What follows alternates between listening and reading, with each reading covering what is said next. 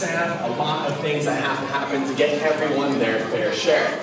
Currently, on top of this exhibit, we have many folks standing by. Let me show you what the top side of this exhibit looks like. You can see it's covered. This is the top side of the open sea, a huge exhibit with all of these animals you're seeing in front of you. And currently standing by on top is my buddy Dan. Let's check in with Dan on top. Dan, can you hear us up there? How you doing? Hey, Patrick, good. How are you? Oh, doing great. Hey, folks, you can wave a hi to Dan if you'd like. He cannot see you or hear you, but it's the thought that counts. Fantastic. So, Dan, you are up top. Can you tell us a little bit about what we're going to see during this feeding?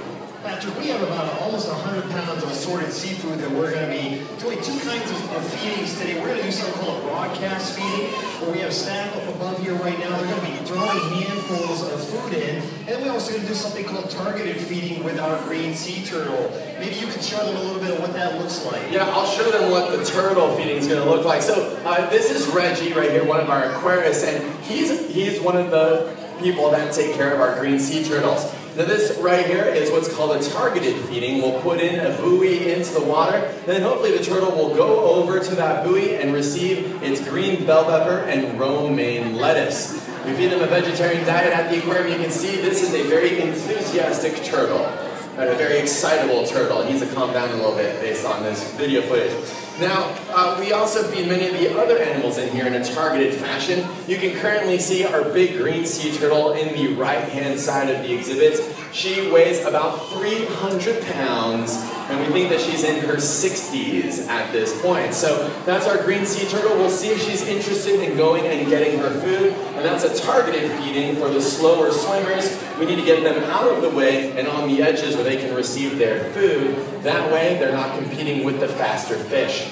And speaking of the faster fish, Dan, we're back up top to you. I see that some handfuls are going into the water. Can we see that behind you? Yeah, hey Patrick, we've started throwing in handfuls of frozen but now thawed squid. Oh, excellent. Those faster animals are really going to go after the squid we're throwing in there now. Enjoy the feeding. Oh, thank you so much, Dan. Yeah, we've got some food going in the water right now, and it seems that the turtle has decided that a vegetarian diet is not for it today. It's going to go and grab some of that squid in there. Yeah, beautiful. Oh, round of applause for that turtle, right? I mean, you can pass up some good calamari, right? In case you folks are wondering what the difference between squid and calamari is, it's about $6. If you call it squid, it's gross. Call it calamari, it's exquisite and refined. And that's what we're feeding to our animals right now. Now we have some main animals getting their food. We currently have some fast bullet-shaped fish that you're seeing there in the middle. Those are the bluefin and yellowfin tuna. Now very quickly, how many of you thought that tuna were about yay big and highly stackable? Right, we tend to think of tuna as being things that fit into cans, but actually they are some huge fish, very, very fast-going fish, and they are gobbling up, again, nearly 100 pounds of food. It looks like the turtle is just on a feeding frenzy right now, grabbing more squid. I mean, why not? For those of you vegetarians in this room, you know just how difficult it can be to stay on that diet when something tasty shows itself. Then we also have in here some mahi-mahi. Now those are going to be the fish that are up near the surface, blade-looking fish. There's currently one on the right-hand side about to come into view. And those, so upper right-hand side, folks, that blade-looking fish up near the surface, that's a dolphin fish, also known as a dorado, also known as mahi-mahi. There's the mahi-mahi there in the middle of the window now. You can see that one is somewhat of a golden color. They can change their colors when they get excited. They can go from a metallic silver to a beautiful golden hue on the upper left-hand side. There's your mahi-mahi right there. And these faster fish need to get a lot of food out of here, again, over 100 pounds. And you can see that they are very quick and agile.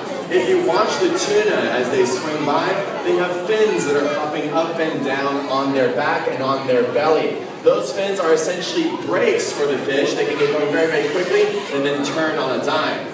Ooh, but some of you folks on the left-hand side may have noticed that we have a pelagic stingray swimming by the window now. Now, pelagic stingrays are an open ocean shark cousin, and those we have to feed by target feeding, just the same as the turtles. Let me show you what that looks like when we feed the ray. We put in a target into the water, this little X, this symbol, and then the ray comes over, nice and well-behaved, a polite stingray, swimming upside down to get its food directly from our staff. There you go, there's the salmon going directly to the red. Aww, isn't that cute? Right, so we have to train our animals, our slower swimmers like the pelagic stingray that's on the upper right-hand side to get its food. Then the wild pelagic stingrays feed on many kinds of things. They feed on squid, they feed on smaller fish, they also feed on jellies. So for those of you who walked through the jellies exhibit already, that's some pelagic stingray food that you saw. Now we conduct this faster fish's feeding first. That was a lot of alliteration. I'm surprised I got away with that. We conduct that feeding first because then the sardines are going to be getting their food. You can see the sardines getting excited there in the background. They're going to stay out of the way though because they are just about the right size for those big mouths in there. Now we feed all of our faster fish many times and a lot of food. That way they're not too interested in swimming after something that can swim away from them.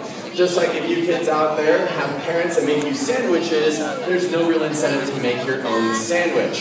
Well, that's what's happening with these fish in here. We feed them plenty of food so that they're not interested in swimming after their tank mates. But here some of the sardines are trying to jump the gun and they'll quickly realize the error of their ways. So here the sardines are up near the surface now. We have here between 13,000 and 16,000 sardines. Another way we know that is we have an intern that comes in every morning and counts them for college credit. It's very good on our resume. Those sardines are going to be fed in just a little bit with about 20 pounds of food, but the faster fish's feeding is not over. And actually right now is about the time where we are throwing in chopped sardine into the water. So hopefully that school does not recognize anyone from a previous life. But these fish are going to be staying close together. That schooling behavior is very effective at keeping them out of the mouths of these hungry fish. In fact, this schooling behavior is very, very effective, and we can test that, okay? All of you folks in this room, you are now a sardine predator, okay? A tuna or a shark, all right? Pick one sardine in that school and follow it for 10 seconds. And go.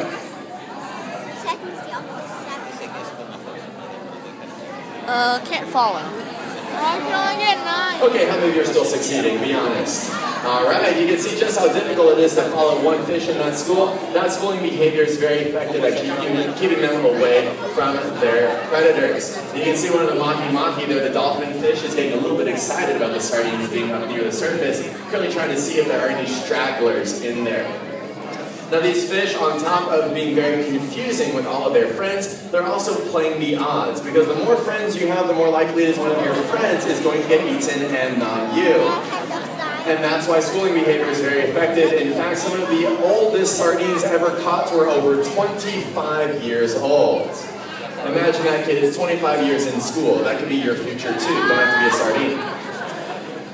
And the way that those sardines are coordinating their behavior is with some organs along the side of their head. There's no leader in there. They're all coordinating their behaviors to stay closely packed together. And the organs on the edge of their head can sense pressure waves in the water. So when all the fish turn on a dime, they can sense that and they stick together. And also, when a big fish swims through, they can sense that pressure wave and get out of the way, give plenty of personal space to those bigger fish swimming by.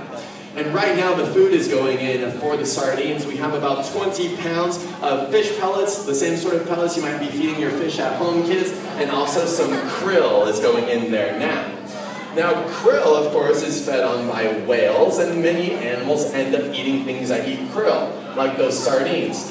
In fact, sardines are what are called a bait fish, essentially a fish that schools together. They're very important as food out there. And we know that very intimately at the aquarium because the building you are in right now and the building where you came in this morning used to be sardine canneries, right? We're here along Cannery Road. At the peak of the sardine fishery in the 1940s, we were pumping in every single day here over 1 million pounds of sardines along Cannery Road. 1 million pounds per day. Which leads me to a question. How many of you in this room enjoy eating seafood? Anyone like eating seafood in this room? You'll notice my hand is up. It's okay to midnight even though I work here, right? So we enjoy eating seafood, but as you might know, those sardines disappeared from the bay in the 1950s due to some changing ocean climate stuff and also because of some overfishing.